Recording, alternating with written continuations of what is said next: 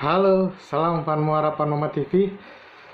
Berjumpa lagi dengan saya di channel Van Muara Panoma TV. Kita akan mengulas mengenai pertandingan-pertandingan di Piala Dunia.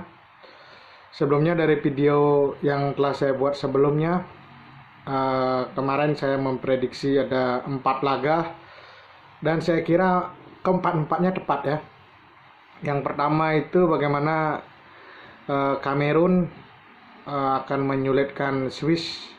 Terbukti ya, partai yang begitu monoton tapi mengunggulkan Swiss, ya sedikit ya mengunggulkan Swiss, dan itu Swiss berhasil mencetak hanya menang 1-0 dari Kamerun ya. Itu pun sebenarnya Kamerun banyak peluang di babak pertama. Lalu yang kedua, saya memprediksi mengulas mengenai laga kedua Korea versus Uruguay yang kemungkinan besar potensinya draw dengan skor kecil, dan terbukti ya draw 0-0. Lalu yang kedua itu ada partai Portugal versus Ghana. Sangat yakin Portugal menang ya, terbukti Ronaldo pun mencetak gol. Udah sempat 3-1 ya, walaupun akhirnya di menit-menit akhir kebobolan Portugal sehingga skornya hasil akhirnya 3-2. Tapi saya lihat kunci kemenangan Portugal itu karena saya baca di media sosial ya, pada saat skor 1-1 setelah Ronaldo mencetak penalti disamakan oleh Enyeu, banyak yang menyamakan mungkin nasibnya akan sama seperti Argentina dan Jerman ya, karena persis gol pertama penalti 1-1 lalu berbalik keadaannya. Kuncinya Portugal berhasil melakukan killing the game, membuat kedudukan itu kembali unggul untuk Portugal 2-1, dan akhirnya di killing the game diakhiri dengan 3-1 ya. Terbukti setelah 3-1 baru pelatih Portugal berani menarik Ronaldo di menit 87, walaupun akhirnya dikecilkan lagi skornya oleh Ghana menjadi 3-2. Berhasil melakukan killing the game ya, menyelesaikan pertandingan untuk membuat Ghana peluang menangnya tertutup ya. Lalu laga terakhir Persis berhasil akan menang lebih dari selisih 1 gol, 2 gol, berhasil menang 2-0 atas Serbia. Tapi alarm berbahaya ya, Neymar cedera di menit ke-78. Semoga saja tidak parah, karena saya lihat dari kutipan wawancara Tite yang dikutip oleh Fabrizio Romano, Tite bilang Neymar tidak terlalu parah cederanya dan masih akan berpartisipasi di Qatar. Mungkin di laga kedua Neymar akan disimpan, mungkin akan lebih digunakan di babak sistem gugur ya. Lanjut, hari ini ada 4 pertandingan, saya akan memprediksinya, mengulasnya. Ada Wales versus Iran, ada Senegal versus Qatar, ada Belanda versus Ekuador, dan Inggris versus Amerika. Saya akan masuk laga paling awal pukul 6 waktu Bali ya. Ada Wales versus Iran. Dua tim ini, Iran kita ketahui dipermak 6-2 oleh Inggris. Iran masih akan mengandalkan Taremi yang mencetak 2 gol. Ada juga mungkin Azmoun yang mungkin akan tampil di laga ini setelah di laga lawan Inggris dia sebagai cadangan ya, pemain yang bermain untuk Leverkusen. Lalu Iran kalau kita lihat ya, 11 laga Piala Dunia terakhir ya, itu cuma menang 1 kali ya, 10 kali kalah. Makanya Iran sering jadi tempat lumbung poin buat tim-tim pesaingnya di grup ya. 11 laga terakhir Piala Dunia Iran hanya menang 1 kali. Lalu dari 23 pertandingan, Iran ini selalu mencetak gol di 22 pertandingannya ya. Berarti Iran kan cukup produktif ya, termasuk lawan tim sekelas Inggris Iran berhasil cetak 2 gol. Kita lihat Wales ya. Wales cukup memprihatinkan ya.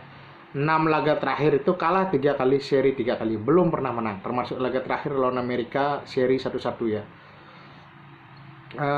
Lalu Wales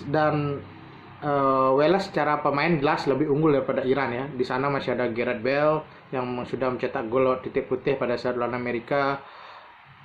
Lalu di sana juga ada Ben Davies yang bermain untuk Tottenham ya, kipernya Enesy main di Nottingham Forest ya. Ada Daniel James yang main di Fulham. Saya kira dari pemain-pemain Wales banyak bermain di Liga Inggris. Dibandingkan dengan Iran, saya meyakini pemain Wales kualitas pemainnya lebih bagus daripada Iran ya. Wales ini juga cukup produktif ya. 14 laga yang sudah dijalani, 13 laganya itu dia selalu berhasil mencetak gol ya.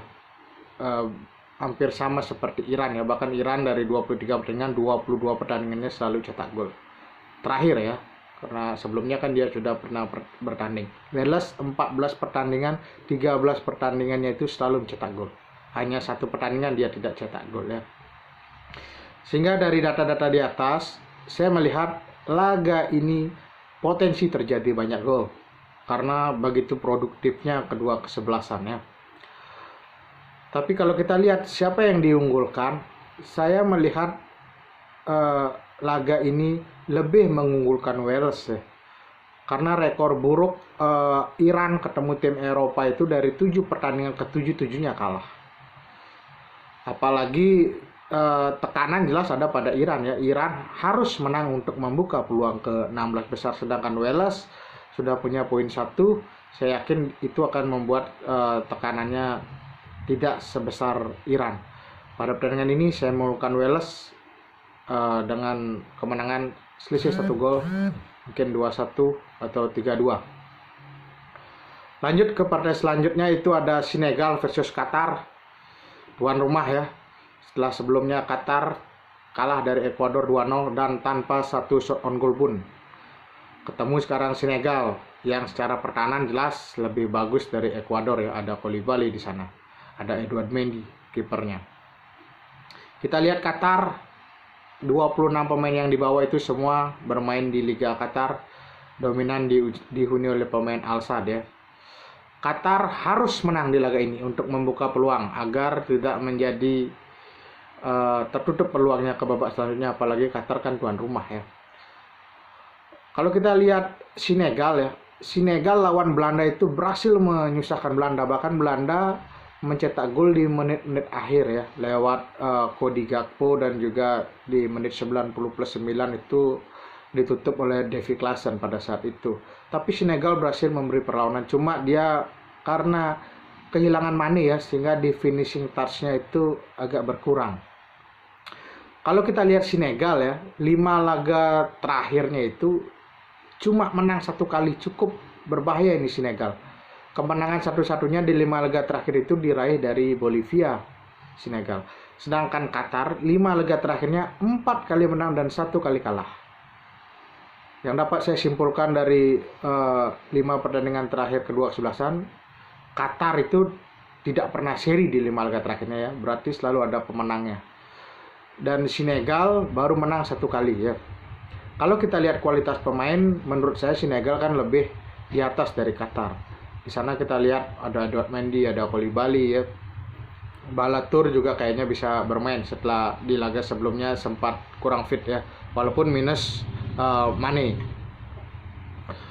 Kalau kita melihat kedua kesebelasan ini, saya lebih mengunggulkan Senegal akan menang atas Qatar ya, mengingat lini tengah, lini belakang Senegal itu lebih kuat daripada Ekuador ya. Ditambah lagi Qatar tidak berhasil mencetak shot on goal pun lawan Ekuador. Lawan Senegal yang kualitasnya mungkin sedikit di atas Ekuador, saya melihat Senegal bisa akan mengalahkan Qatar ya, bahkan mungkin dengan lebih dari 1 gol. Lalu lanjut ke partai selanjutnya, Belanda versus Ekuador. 2 tim yang sama-sama sudah mengoleksi 3 poin, sama-sama dengan jumlah gol yang sama, 2-0. Kita lihat secara pertemuan Belanda dengan Ekuador sudah bertemu 2 kali. Di tahun 2014 itu seri 1-1, dan di tahun 2006 itu Belanda menang 1-0. Ini jadi gambaran partai ini akan ketat ya. Belanda 5 laga terakhir ya, menang 4 kali, seri 1 kali, dan 16 laga terakhir Belanda tanpa kalah ya. 12 kali menang, 4 kali seri. Dan dari 4 laga terakhir itu Belanda 4 kali clean sheet ya. Maksudnya clean sheet itu tidak kebobolan. Kalau kita lihat Ekuador ya, Ekuador 5 laga terakhir itu menangnya 2 kali, serinya 3 kali ya. Juga tidak terkalahkan Ekuador. Dan yang hebatnya Ekuador adalah 7 laga terakhir ya, dia clean sheet 4 kali ya. Berarti ini jadi gambaran susah membobol gawang Ekuador ya. Dan dari kalau kita lihat capaiannya di Piala Dunia ya, Belanda 9 laga di Piala Dunia itu dia cuma 2 kali clean sheet. Dari 7 laga itu dia kebobolan ya, Belanda. Kalau di Piala Dunia kita ambil hitungannya. Sedangkan Ekuador dari 3 laga terakhir di Piala Dunia itu, Ekuador menang 1 kali, seri 2 kali. Belum pernah kalah dari 3 laga terakhirnya di tampilan Ekuador di Piala Dunia. Ini membuat pertandingan ini akan ketat. Cuma kerugiannya Ekuador, Valencia sang pencetak gol, 2 gol yang dicetak Ekuador lawan Qatar kan dicetak Valencia itu diragukan tampil karena kita ketahui dia kan cedera ya, ditarik di babak kedua Valencia. Kalau itu tidak main alamat bahaya buat Ekuador ya.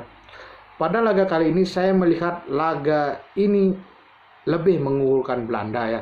Tapi saya melihat laga ini akan terjadi banyak gol ya. Mengingat Belanda 9 laga terakhir di Piala Dunia itu hanya 2 kali dia clean sheet, sering kebobolan ya. Saya melihat Belanda akan menang dengan Ekuador dengan skor ketat, mungkin selisih 1 gol ya. Itu lalu kita lanjut ke partai terakhir, Inggris versus Amerika. Inggris masih dalam mental yang sangat bagus setelah menang 6-2 atas Iran, sedangkan Amerika padahal sudah sempat unggul 1-0 lewat Wales di menit 82, kemasukan lewat gol penalti Gareth Bale ya. Ini kedua kesebelasan sudah 11 kali bertemu, 8 kali menang Inggris, 2 kali dia menangkan Amerika dan 1 kali seri ya. Terakhir di 2018 dalam acara friendly match Inggris menang 3-0 lawan Amerika.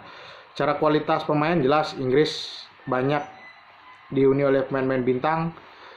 Mungkin kabar terbarunya Maguire diragukan tampil ya, karena waktu ini sempat beritanya katanya dia mengalami rabun ya, agak kesulitan penglihatan, makanya diganti oleh Eric Dyer.